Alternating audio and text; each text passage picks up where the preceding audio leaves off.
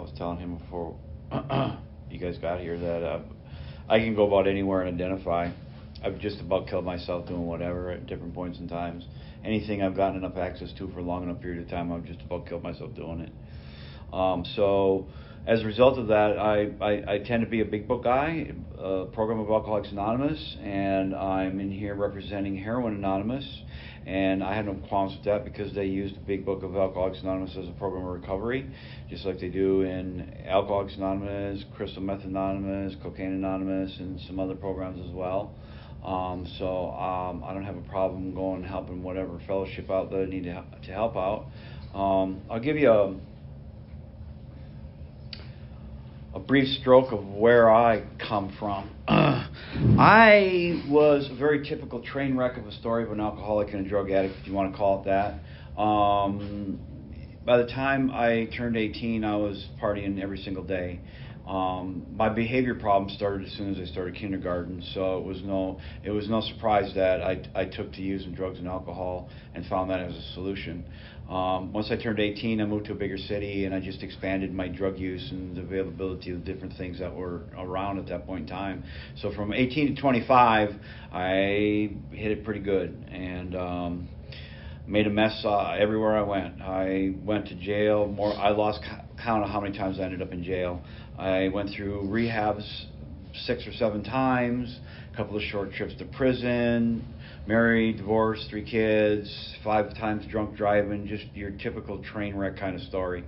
At about 25, I was on one, and I knew that I was headed probably back to prison again, and I knew that was no kind of a solution. I've heard it said many times that insanity is doing the same thing repeatedly and expecting different results. Well, that's not what the program of Alcoholics Anonymous teaches, and that's not true in my experience either. We're not stupid people. I kept trying different things, trying harder or trying new things or trying different things to try to get my life on track and keep it that way. And so when I was running myself up against a wall again when I was at age 25, the list of things that I had tried was getting to be really short. Basically, I didn't realize it at the time, but what it boiled down to was either find God, commit suicide, long-term treatment, because I've been to short-term rehab 6 times, just not long-term, or leave the state of Wisconsin. And being of my nature is to always try the easiest, softest thing first. So that's exactly what I did. And I thought maybe leaving the state of Wisconsin was some kind of a solution for me. And that's how I ended up in Arizona in 1992, with every intention of this time I'm going to do whatever it takes to put my life on track and keep it that way. And so the first month I got out here, I had kind of an attitude that, well, I thought that I could get by with drinking as long as I didn't go back to hard drugs, especially using the needle again. And because I had no understanding of the truth of the condition that I suffered from, that addiction is a physical thing, that if I use any mood-altering, mind-altering substances, that I will sooner or later, and it gets shorter and shorter every damn time, I lose control over what and how much I use. And it took me about a month for that to happen at that point in time. The last time I relapsed, it only took a week, and I had a needle in my arm. That time it took a month. So over the years, it gets shorter and shorter. So when I got here in the end of '92, I do real well at trying to get my life on track, and I got a job, and I started working, and I started saving money, and I got a vehicle, and I got a driver's license, and I registered for school, and I did all the things that I know I need to do to get my life on track. All I needed to do then was follow through on those things and keep it going in that direction. And what I didn't realize then, like I do in retrospect, is that I got restless. Without having that demand put on me to try to get my life together, I get dissatisfied with whatever's going on. I get restless, and I started looking around. And in Phoenix at that time, I started looking around, and what I found was Van Buren at the height of the AIDS and the crack epidemic. And I found pure ether-based uncut cocaine for $600 a half ounce, and I thought I was in heaven. Off I went, shooting a half ounce a day. So about 5-6 weeks later, I find myself back in jail. And fortunately, I got to start over for the most part, when I got to Arizona. And so I didn't end up in prison, even though I had 2 minor felony cases at that time. but I landed in jail for like 9 months. And the funny thing is during that 9 month period of time, I was experiencing an obsession to get high like I had never previously experienced before. It was very uncomfortable. It was relentless, and that's what I thought about day and night, was getting high again, and I could picture the red hitting the barrel of the needle when I'm shooting up, and all I really knew was that sooner or later they were going to have to let me out. They couldn't hold me that long, and I would get high again. And I started telling my PO at that point in time that I needed long-term treatment, because that was the next thing on the list. And she couldn't get me into long-term treatment when I got released, so she put me in this temporary housing place, and it took me, within 3 days, I couldn't hold up to being in there and not being high. And there just wasn't any drugs available inside of that complex, and we were allowed out. So finally, by the second or third night, I had enough, and I jumped the wall, and I went out on the town for the night, running Phoenix and drinking and shooting coke and doing my thing. And I snuck back in there at like 6 o'clock in the morning or whatever it was, and they knew that I was gone, and they're like, "We can't have all this. We're kicking you out." So the next morning, I found myself sitting in a room by myself, waiting for my PO to show up, and I had what I would term to be a profound spiritual experience. As I sat there, I come to realize that the first thought that entered my mind was, my PO is not coming alone. She's coming with the cops, and I'm probably going back to jail for a little while. And that had not been the worst circumstances I had been in. I mean, I get a pretty good idea if I'm headed back to jail for some days or weeks, or whether I'm going to prison for years. And so it wasn't the worst circumstances that I created for myself, but it was bad enough. And it was really more of an internal thing that happened. So upon realizing that she's not coming alone, she's coming with the cops, and I'm probably going to go back to jail for a little while, the next thought that occurred to me was, why not just walk away while I still can? Because that's my MO. If I can walk away, I'm not handcuffed. Don't have no fence around me. If I'm going to walk away and get away with it for a while, that's what I'm going to do. But for some inexplicable reason, I didn't do that. And that made me very curious as to why I wouldn't do that. It caused me to reflect deeper within myself. And so upon looking deeper within myself, I come to realize that this merciless obsession that was plaguing me for the last 9 or 10 months, driving me to the brink of insanity, was freaking gone. It didn't exist. It was definitely a very drastic internal change that occurred, and that really made me look deeper within myself and wonder what is going on here. And the best way that I can describe that experience was I finally came to the realization that everything that I thought I knew about living life was of absolutely no use whatsoever. It was as if my mind was a whiteboard. I don't know. A chalkboard, okay, that had been wiped clean. There was just nothing of any use left on it anymore, and the only thing I knew for sure was that I was capable of following somebody else's suggestions. And the way that I felt, I can only describe as a sense of peace and well-being. And I had no idea how. I couldn't see how it was possible, but somehow or another I felt within myself that things were going to get better from here on out, and that I was going to be okay. And for some years after that experience, I always thought, well, I finally hit that bottom that everybody talks about, right? And it has only been recent years that I come to realize that what happened to me was my first conscious experience of the power of God affecting me. So it was a profound enough experience to where I went back to jail for a couple of weeks, and I got out and I got in a treatment center, and I did well in that treatment center, and I didn't prescribe to the treatment they were giving me, because I had learned by that point that counselors and therapists really were of no use to me, that I had had enough exposure at that point to a 12-step program to understand that was where the solution for a guy like me lays, is in a 12-step program. So I started studying this book, and that was in the spring of 1994, and I got very enthusiastic about following the program and learning to live the program, following the suggestions in the rooms and whatnot. And when I got out of treatment, I got a job. I held the job for the first time, 10 years of being an adult. I'd never held a job before. And I did well, and I started college. And I found myself going to school full-time and working full-time. And so I just didn't have the kind of time and energy that I needed to devote to learning to live a program of recovery, learning to live a clean and sober life.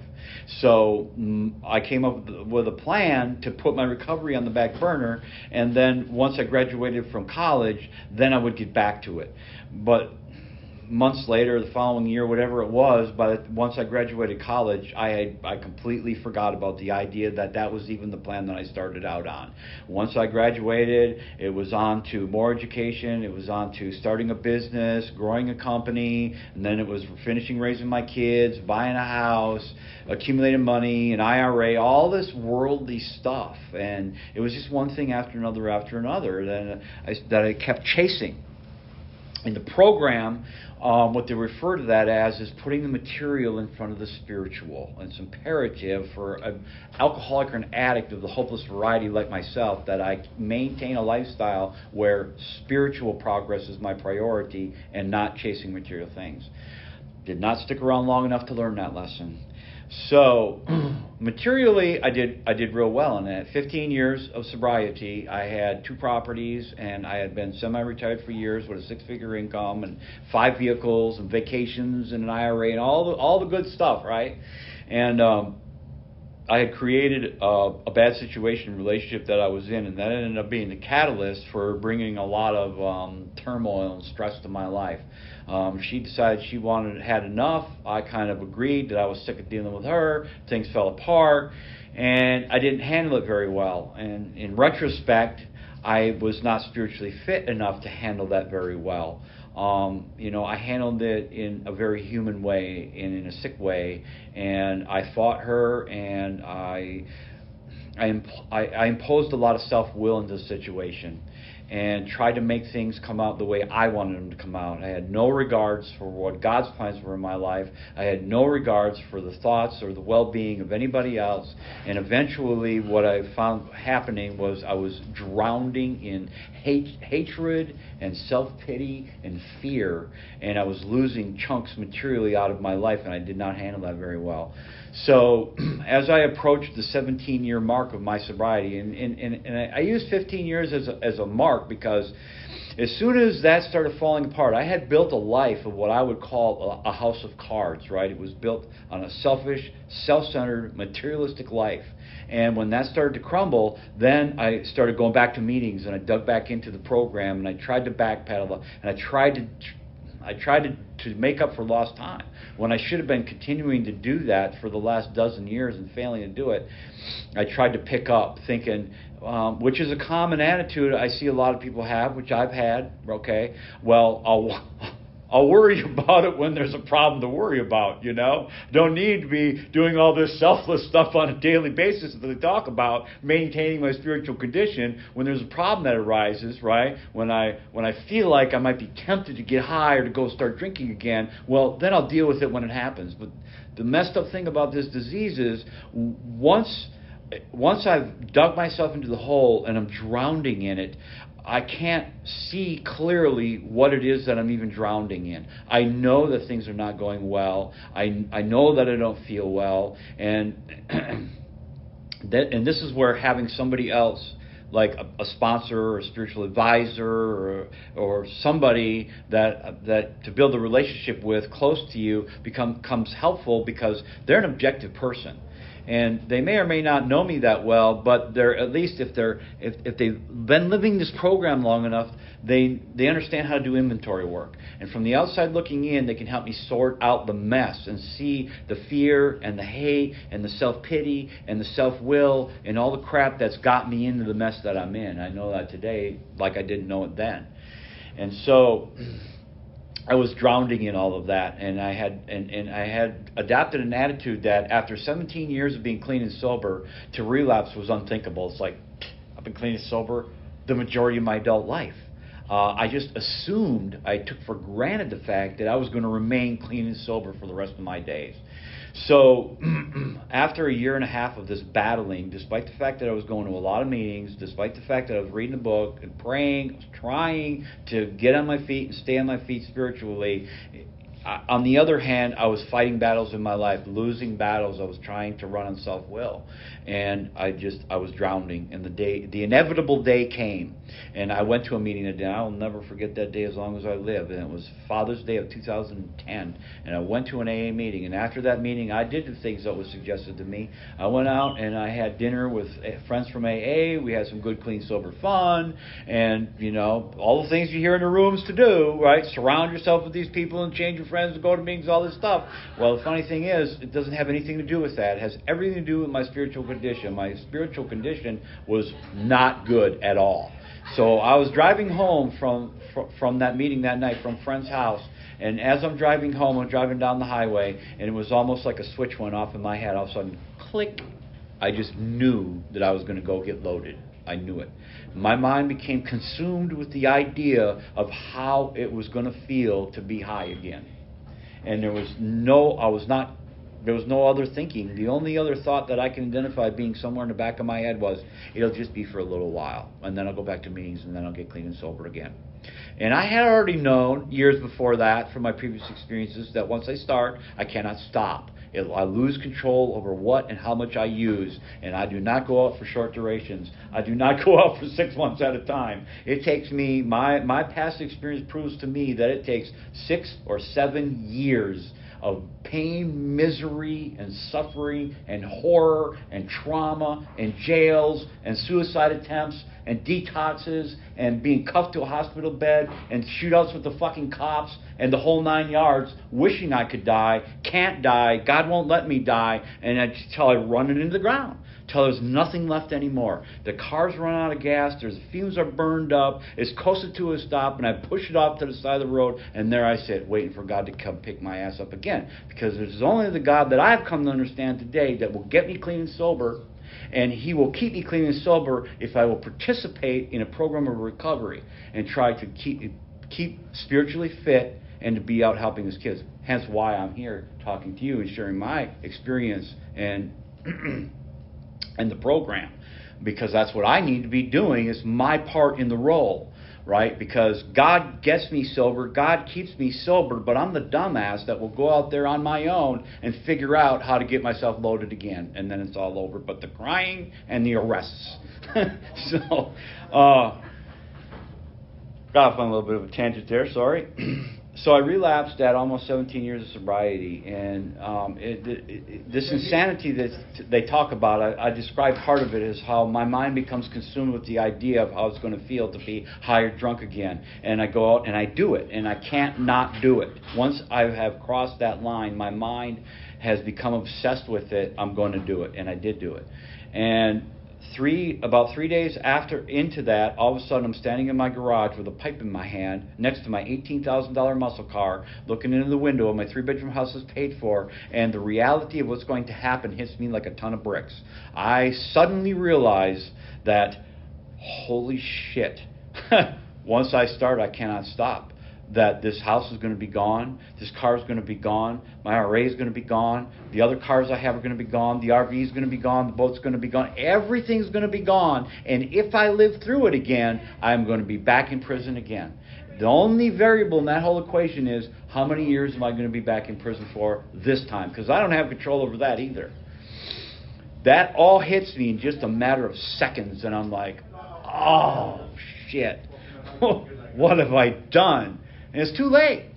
There's nothing I can do. I just put the pipe up to my mouth and I lit it, and I tried to block out the awareness of what I know is going to now happen. And so for the next 2.5 years, I watched myself doing the very things that I would have given anything to not have to do. I run through whatever cash that I had. I clucked off whatever possessions that I could, sold what I could. When I run out of money, because within a week I had a needle in my arm. It was as simple as that. I started smoking weed. 3 days later, I'm drinking Jack Daniels. 3 days after that, I'm doing Percocets, and by the end of that night, I got a needle in my arm. Just like that. 1 week. Boom. Right back to it after 17 years. That's how it works for a guy like me. So, For 2.5 years, I'm watching myself do all this shit, and I run out of resources, I run out of money, I run out of things I can readily cluck off, and then I turn into a crime wave, because that's what I do. I get a monkey on my back, and there ain't no stopping me. The crimes get worse and worse and worse, and I get more and more desperate to just keep feeding that monkey, because I have a habit, and it demands this much every day. So, in the last 9 months of it, I started committing crimes that racked up felony cases, and I accumulated 3 felony cases, and that's what it took for them to finally arrest me, and then there was no getting out of jail anymore. That's it, to the end of that road, right? And getting locked up doesn't stop me either. It slows me down, but it doesn't stop me, and I keep going. And the main case that I was arrested for at the end of 2012 was for a drive-by shooting. My resentments have built up to the point where somebody stole something from me, and I pulled a gun on them, and I told them, "You are going to return what you took from me, or else." And they never take me seriously because I have homicidal tendencies. That's all I am. When I get hateful enough, I become homicidal, and if I carry my fears far enough, I become suicidal. That is my nature. So I threatened him, and he didn't take me seriously, and 3 weeks later I went and I drank a whole bottle of Jack Daniels, and in a complete blackout I went and I shot his house up and came about 8 or 10 inches away from hitting an innocent person that was sitting in the house. And then the intended victim drove the cops to my house. An hour and a half later, the cops show up at my house, and I draw down on them with the same loaded gun that I had done the drive-by shooting with. Miraculously enough, I didn't get arrested that night, but 6 months later I did. So they called it a drive-by shooting. The court arrested me for F2 dangerous of discharging a firearm at a residential structure. And that's the worst of my crimes, 3 felony cases that I racked up altogether. So as a result of all that, I got sentenced to 12 years in prison. And as a result of all those cases, I ended up doing 11 years total in prison. And I was just released from prison not even 90 days ago. Halfway through that prison sentence, God got me clean and sober again. I'm coming up on 7 years of being clean and sober next month. And so it took him not allowing me to die long enough for him to plop me in prison and then get me clean and sober and give me the opportunity to be able to learn to live this program and learn how to help other people. So when I got released, I've been already chairing this meeting for 6 weeks, bringing this meeting into here and helping other people. When I got released, it was just a continuation of what I was doing in there. I've learned how to, approach people and help them get through the steps, sponsor them, if you will, start meetings, promote meetings, live by the program, all these tools that he has enabled me to learn how to do in there. I walked out and I just grew and expanded on that. So I grew up. I was raised Lutheran, and I was kind of forced, for lack of pushed strongly into Lutheranism as a religion, and going to Sunday school and going to church on a regular basis and all that kind of stuff. And it isn't so much that I hated that. I come out of it feeling like I didn't find anything there. I'm a freaking dope fiend, and I live for the rush, and I need excitement. And unless church folk just really didn't know how to deal with me. They didn't know how to. They didn't have the spiritual energy to affect me the way that I needed to be affected, the way that I can go into, not all of them, but a lot of the rooms, the 12-step rooms and the fellowships, and I can see and feel the effect that is produced amongst those people. We refer to it as a fellowship, a friendliness, and an understanding, which is indescribably wonderful, is how the book puts it. And now to be an instrument of that and to be able to bring that in the room for other people and to feel that, I just never got that growing up. I didn't get that from the pastor. I didn't get that from the church. I didn't get that from the Bible. I didn't get that from religion, period. So it wasn't that I disliked it. I just didn't find a solution there. So I went most of my life with disregarding religion as an institution or an organization. And this time around, God has just done very transformative things to me as an individual. Probably 5 years or so ago, I picked up the Bible and started reading the Bible, and it was like I just flowed into it, like there's a power greater than me that's directing my life. and that amazed me. I come in here and I bring a message into you people, and I'm amazed at what happens through me. I was a completely different individual. The idea of remaining clean and sober is like it's in the background somewhere. It's like, yeah, that's a prerequisite. I need to do that in order to maintain the life that I have. But I never imagined I'd be living the way that I live now. I mean, I'm 90 days out of freaking prison. And I'm happy with being able to pay my rent. I got a 25-year-old car, but it reliably gets me from point A to point B. I'm coming in here a couple times a week, and I love coming in here seeing you people. The 12 steps, if you're familiar with the 12 steps, right? The 12 steps talks about, it ends with the idea of practicing principles in all our affairs. And that means spiritual principles like faith. This program works for alcoholism or drug addiction. They use it in Gamblers Anonymous. It works for a lot of things because it doesn't deal with a substance addiction. The program itself it's not about dealing with alcoholism or dealing with drug addiction. The underlying issue that it deals with is a control addiction. And it's taken me a while practicing it to be able to look back on my life and see that I've always tried to control. I've tried to control situations. I've tried to control people. I've tried to control myself. I've tried to control my emotions. I tried to control my addiction. And when that became a losing battle and I was clean and sober, then I was trying to control my life by making money, figuring that would give me the source of my solution to be able to create the kind of circumstances that would not have the kind of problems that would overwhelm me. It's all about this control thing. Try to control relationships, try to control where I'm living geographically, control everything. So what I learned in practicing this program is it deals with a control addiction, not a substance addiction. Okay?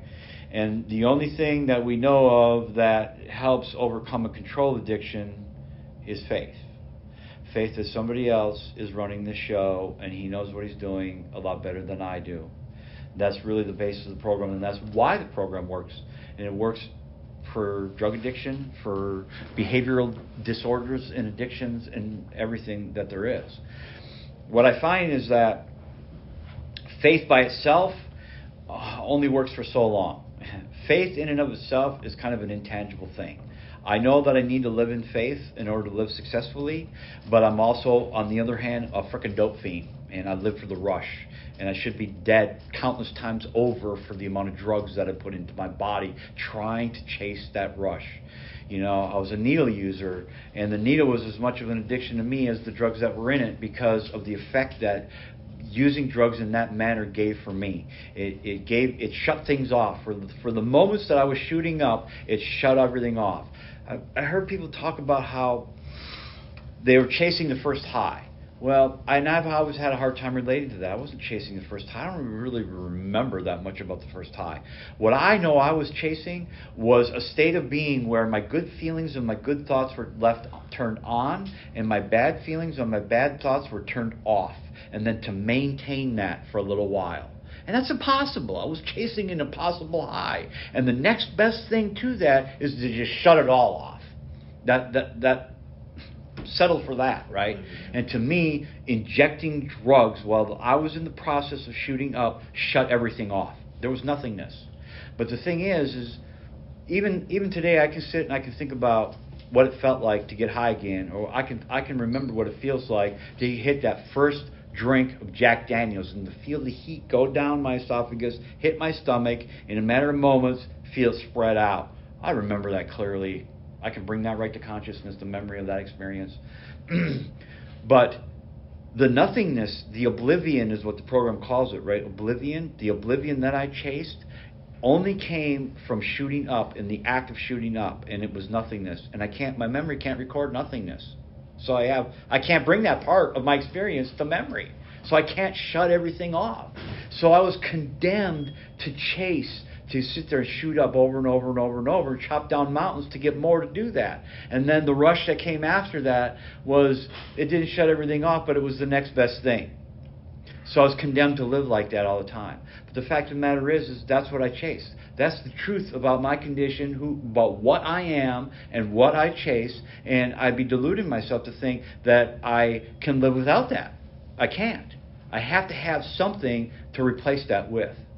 And so, faith is a spiritual principle that I need to live by, but it's not a tangible thing, right? Being a dope fiend and living for the rush, living for the oblivion, living for the drunkenness, for the warm feeling, the effect, whatever, however you want to phrase that or look at it, faith in and of itself will not give me the substitute I need. And so what I found in my experience and in the program of Alcoholics Anonymous is that when I add other spiritual principles to that, like selflessness, like I'm taking my time and my energy to come in here and to see you guys, that's a selfless act. Doing that out of love and compassion for my fellow sufferers, people that are alcoholics and the drug addicts, and I have developed a real sense of compassion for my people that are out there dying in the streets, and I want to be helpful to that. And combining those things together to be here in a situation like this, to the people that need to hear a message, to the people that are living with no sense of hope, with a sense of, that's what you're talking about, how depressing it is in here, a sense of desperation, a sense of somebody that's in a condition that needs to hear a message about a real solution that works. When I can meet with people like that and I can give you my experience of a solution that I know works, there's something that flows through me that comes back to me in hope, right? Because I run into people in here that are ready to hear a real message of recovery. And there's a transformative effect that happens. Their hopelessness turns into my source of hope, because I see that if you are willing and capable of accepting this as a solution in your life, that maybe you're going to be somebody who gets this thing and sticks around, comes back to our meetings, whatever, finds the solution that I found, and that's a source of hope for me. My hope for you that you will recover and find a solution for you. So amongst the hopeless is where I find my source of hope. And to me, hope is a tangible experience. You're sitting here, you're seeing it, you're hearing it, and you're feeling it. And I'm telling you, it's hope. It's the hope I get by bringing a message, a solution to those that don't have hope right now. And that's a tangible experience. That is an experience that is more than a sufficient substitute for the rush that I used to chase all of my life. That's my selfish reason of why I come in here and I bring a message to the people that are in here on a regular basis. I love coming in here. I look forward to it all week. My life revolves around coming in here and doing this. So, I got a little long-winded tonight. Usually I don't do that, but who's familiar with the big book, the program of Alcoholics Anonymous? A little bit. I know you are. You've been introduced to it. You've been introduced. Who wants a big book? I have. Probably on top of dozen, so I don't need one. You're good? You want one? One for you. You want one? One for you. You want for you. One for you. And I also, on my own dime, bring these in. Who wants a copy of Scripture? It's a pocket size, just the New Testament along with maybe the Proverbs. Some of them have Proverbs.